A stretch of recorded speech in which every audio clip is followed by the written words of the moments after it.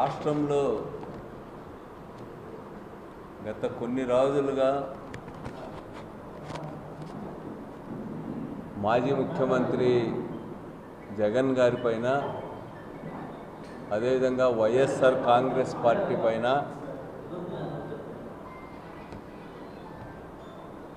చాలా హేయమైనటువంటి రీతిలో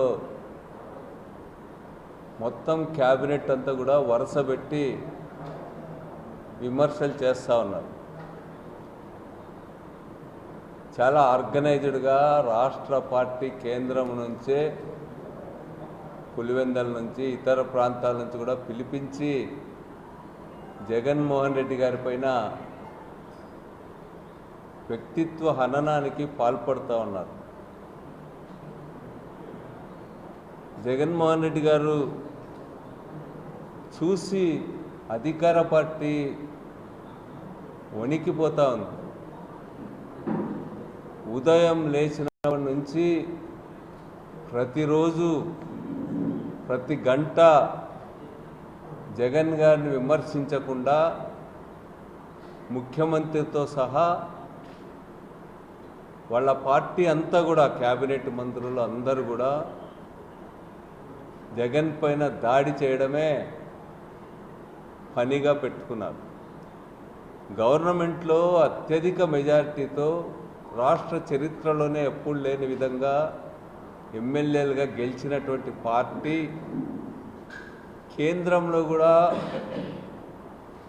వాళ్ళకు సంబంధించినటువంటి వాళ్ళే అధికారంలో ఉన్నప్పుడు రాష్ట్రం గురించి దృష్టి పెట్టకుండా ఎన్నికలప్పుడు ప్రజలకు ఇచ్చినటువంటి హామీలను నెరవేర్చే పనిలో నిమగ్నం కాకుండా మంత్రులంతా ఎవరి శాఖలపైన వాళ్ళు కాన్సన్ట్రేట్ చేయకుండా కేవలం జగన్ గారిని ప్రజల్లో చులకన చేసేటువంటి పనికే పరిమితమైనారు. ఎందుకంటే జగన్ అంటే వాళ్ళకంత భయం.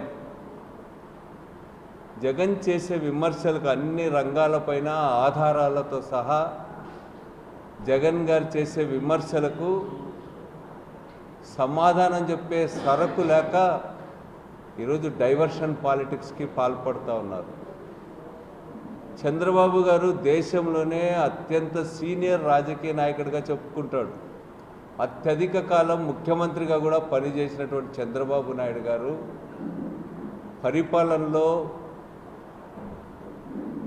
అదేవిధంగా విధానపరంగా తన పరిణితిని చూపడానికి బదులు ఈరోజు దిగజారి మాట్లాడుతూ ఉన్నాడు.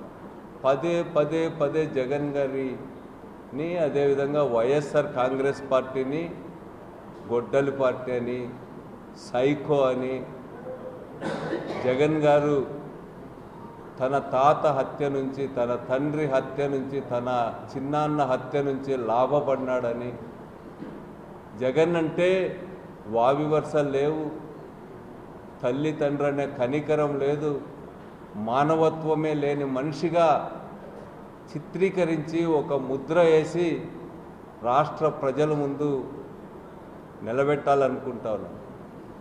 ఈరోజు జగన్ గారు మామూలు మనిషిగా నాకు తెలిసినంత వరకు ఈ దేశంలోనే అత్యంత ప్రజాదరణ కలిగినటువంటి నాయకుడు జగన్. జగన్ గారికి అధికారం ఉన్నా లేకపోయినా కూడా వేల మంది జగన్ గారి కోసం వస్తారు. జగన్ గారి కోసం పరుగులు తీసేటువంటి పరిస్థితి ఈరోజు కనపడుతుంది. ఒకవైపేమో నీకు 11 అసెంబ్లీ స్థానాలు కూడా లేవంటున్నారు. 11 అసెంబ్లీ స్థానాలు కూడా లేకనప్పుడు ఆ పార్టీ గురించి ప్రతిరోజు 24 గంటలు ఆ పార్టీ పైన అటాక్ చేయడానికే మీ కాలం అంతా ఎందుకు వృధా చేసుకుంటున్నారని చెప్పి నేను అడుగుతా ఉన్నాను.